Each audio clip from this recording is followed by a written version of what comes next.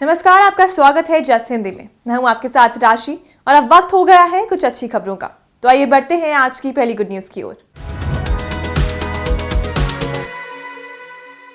राष्ट्रपति द्रौपदी मुर्मू आज हरियाणा आई हैं। उन्होंने कुरुक्षेत्र में अंतर्राष्ट्रीय गीता महोत्सव में हिस्सा लिया। इस दौरान प्रदेशवासियों को हरियाणा रोडवेज में ई टिकटिंग की सौगात मिली। रोडवेज में ओपन लूप टिकटिंग सिस्टम को लागू करने वाला हरियाणा देश का पहला राज्य बन चुका है।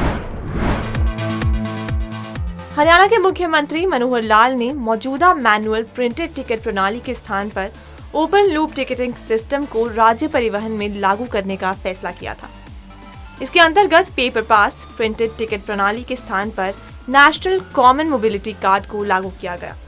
इसमें मुफ्त या रियायती बस यात्राओं व अन्य यात्रियों को 10 lakh national common mobility card दिए जाएंगे। प्रारंभिक चरण में इस टिकटिंग परियोजना को 6 रोडवेज डिपो चंडीगढ़, करनाल, फरीदाबाद, सोनीपत, भिवानी और सिरसा में लागू किया जाएगा।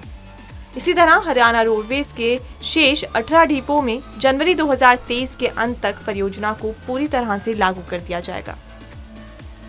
नेशनल कॉमन मोबिलिटी कार्ड पूरे भारत में यात्रा के लिए अलग अलग इस्तेमाल किया जाएगा। अन्य प्रदेश भी नेशनल कॉमन मोबिलिटी कार्ड की दिशा में काम कर रहे हैं, लेकिन हरियाणा ने तेजी से काम करते हुए सबसे पहले इसे लागू किया। इस कार्ड को भविष्य में मेट्रो, बस, ट्रेन आदि के सफर में भी इस्तेमाल किया जाएगा। ट्रांसपोर्ट की करीब विकल्पों के लिए इस कार्ड का इस्तेमाल होगा। नई टिकटिंग व्यवस्था से हरियाणा रोडवेज को भी फायदा होगा। इससे राजस्व लीकेज पूरी तरह से रुक जाएगी। हरियाणा रोडवेज में छूट प्राप्त करने वाले लोगों की पहचान हो सकेगी। इसके अतिरिक्त फर्जी पास पर चलने वालों पर रोक लगाई जाएगी। इससे टिकट व पास आदि बनाने में लगने वाले कागज की बचत भी होगी। डिजिटली डाटा मिलने से जिस रूट पर ज्यादा यात्री हैं, वहां पर बसों को आसानी से संचालन किया जा सकेगा। कार्ड आधारित भुगतान मॉडल होगा, जिससे ऑफलाइन व क्रेडिट, डेबिट व प्रीपेड कार्ड से भुगतान हो सकेगा। सियोल एशियाई खेलों में 4 स्वर्ण, 1 रजत और 1 कांस्य जीतने वाली दिग्गज एथलीट पीटी उषा का भारतीय ओलंपिक संघ का अध्यक्ष बनना तय हो गया है। पीटी उषा आईओए की पहली महिला खिलाड़ी अध्यक्ष होंगी। उषा ने अध्यक्ष पद पर नामांकन दाखिल किया। उनके खिलाफ किसी ने भी अपनी उम्मीदवारी नहीं जताई। पीटी उषा आईओए की पहली महिला खिलाड़ी अध्यक्ष होंगी। वो भारतीय जनता पार्टी की ओर से समर्थित राज्यसभा की सांसद भी हैं। यही नहीं, कोषाध्यक्ष पद पर भारतीय भारोत्तोलन संघ के अध्यक्ष सहदेव यादव और वरिष्ठ उपाध्यक्ष पर अजय पाटिल और उपाध्यक्ष पद पर लंदन ओलंपिक के कांस्य पदक विजेता शूटर गगन नारंग का निर्विरोध चुना जाना तय है। इनके खिलाफ भी किसी ने नामांकन दाखिल नहीं किया। कार्यकारिणी में विशिष्ट खिलाड़ी के तौर पर शामिल टेनिस खिलाड़ी रोहित राजपाल और तीरंदाज डोला बनर्जी ने भी नामांकन दाखिल किए। इन दोनों को भी चुना जाना तय है। संयुक्त सचिव के लिए एआईएफएफ अध्यक्ष कल्याण चौबे का चुना जाना तय है। उनके खिलाफ भी नामांकन नहीं आया। नामांकन दाखिल होने के बाद चुनाव महिला उपाध्यक्ष, महिला संयुक्त सचिव के एक पद के अलावा 4 कार्यकारिणी सदस्यों के लिए खड़े हुए 12 उम्मीदवारों के बीच बन रहा है। हालांकि अभी नाम वापस लिए जाने की भी संभावना है। अभिनेता जैकी श्रॉफ और करण कुंद्रा गोवा के मुख्यमंत्री प्रमोद सावंत और डिप्टी सीएम की पत्नी अमृता के साथ पंजिम के मीरामार बीच पर #क्लीनेथॉन पहल स्वच्छता अभियान शुरू करने के लिए शामिल हुए। ये पहल समुद्र तट को साफ रखने का एक संदेश है। डिप्टी सीएम की पत्नी अमृता ने कहा कि मैं सिर्फ गोवा सरकार को कुरोस कहूंगी। उन्होंने अपने समुद्र तटों को साफ रखा है।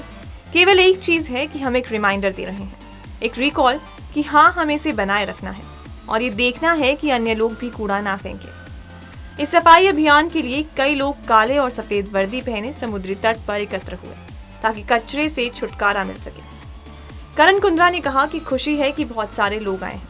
हम गोवा आते हैं, शूटिंग करते हैं और बेहतरीन यादें लेकर जाते हैं। ये उस सुंदरता को बनाए रखने की वास्तविकता है।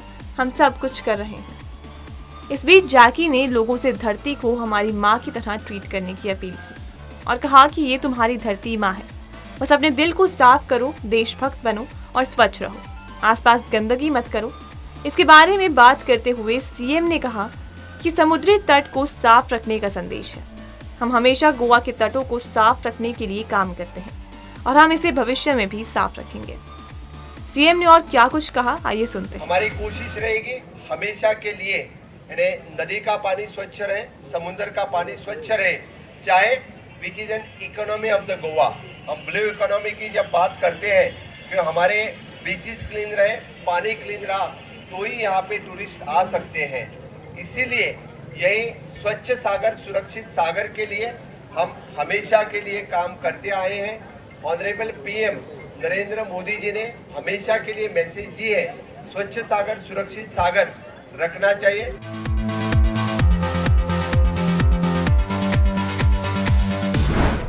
भारत को कोरोना वायरस के खिलाफ जंग में एक और बड़ी सफलता हाथ लगी है। भारत बायोटेक की इंट्रानेजल वैक्सीन इनकोवैक को केंद्रीय औषधि मानक नियंत्रण संगठन की मंजूरी मिल गई है। CDSCO ने वैक्सीन को आपातकालीन स्थिति में इस्तेमाल के लिए हरी झंडी दे दी है। भारत बायोटेक की इंट्रानेजल वैक्सीन इनकोवैक दुनिया की पहली वैक्सीन बन गई है जिसे आपातकालीन इस्तेमाल के लिए मंजूरी मिल गई है। इनकोवैक इंट्रानेजल वैक्सीन को हेटेरोलॉगस बूस्टर के लिए मंजूरी मिल गई है। इस बूस्टर डोज को वो भी ले सकेंगे जो कोविशील्ड और कोवैक्सीन डोज पहले से ले चुके हैं।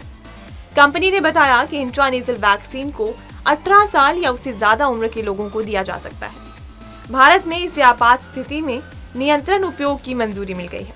इस वैक्सीन का इस्तेमाल प्राइमरी सेकेंड डोज और हेटेरोलॉगस बूस्टर डोज के तौर पर इस्तेमाल किया जा सकता है।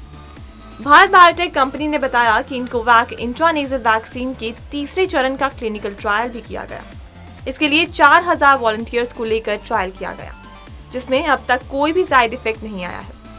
कंपनी की ओर से बताया गया है कि इनकोवैक दुनिया का पहला ऐसा टीका है जिसे प्राथमिक सीरीज में और हेटेरोलॉगस बूस्टर खुराक दोनों के रूप में मंजूरी मिली है।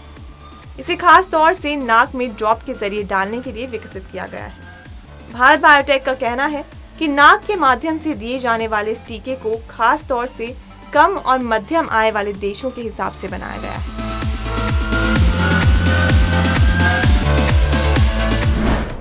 काशी को स्मार्ट सिटी में तब्दील करने के लिए सरकार की तरफ से कई कदम उठाए जा रहे हैं।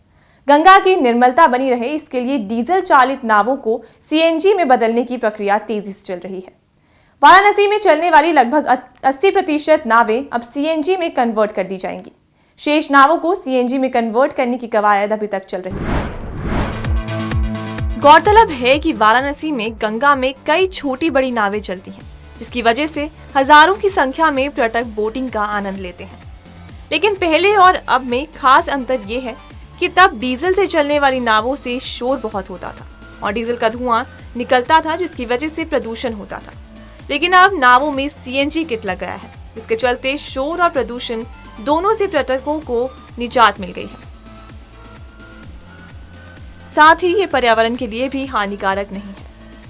कुछ महीनों पहले ही गंगा में दूसरा फ्लोटिंग CNG स्टेशन रविदास घाट पर बनाने का काम शुरू हुआ था। अगले साल तक इसे पूरा करने की तैयारी है। पहला फ्लोटिंग CNG स्टेशन वाराणसी के खिड़किया घाट पर बनाया गया। रविदास घाट पर दूसरा CNG स्टेशन बनने के बाद नावों को CNG उपलब्ध कराने में काफी सहूलियत होगी। प्रशासन की ओर से गंगा में प्रदूषण रोकने के लिए CNG नावों को बढ़ावा दिया जा रहा है। इसी क्रम में गेल की ओर से रविदास घाट पर दूसरा फ्लोटिंग CNG स्टेशन बनाने का काम शुरू कर दिया गया है। श्रीनगर सेक्टर केंद्रीय रिजर्व पुलिस बल के निरीक्षण में CRPF की 161 बटालियन द्वारा 2 दिवसीय youth club T20 cricket tournament का आयोजन श्रीनगर के डाउनटाउन के रेनावाड़ा इलाके में किया गया। टूर्नामेंट का उद्देश्य स्थानीय जनता के साथ सकारात्मकता संबंध विकसित करना और स्थानीय प्रतिभाओं को बढ़ावा देना है। टूर्नामेंट में कई स्थानीय क्रिकेट टीमों ने भाग लिया। इसमें स्थानीय लोगों की भारी भीड़ देखी गई, जिन्होंने खिलाड़ियों का उत्साह बढ़ाया। केंद्रीय रिजर्व पुलिस बल युवाओं को क्रिकेट में मंच देने और उन्हें ड्रग्स और अन्य बुरी गतिविधियों से दूर रखने के लिए कश्मीर घाटी में इस तरह के टूर्नामेंट्स आयोजित करता है। वो भविष्य में भी कश्मीर के युवाओं के लिए इस तरह के प्रयास जारी रखेंगे। इस पर DIG रणदीप राणा ने क्या कहा, आइए सुनते हैं। स्पोर्ट्स एक ऐसा जज्बा है जो हर उम्र और हर इलाके के लोगों को प्रभावित करता है और हमारी ज़िंदगी का एक अहम हिस्सा है। CRPF कश्मीर में यहाँ पे हम डिप्लॉयड हैं, लेकिन यहाँ के लोगों की हर खुशी हर गम के हम हिस्सेदार हैं, भागीदार हैं।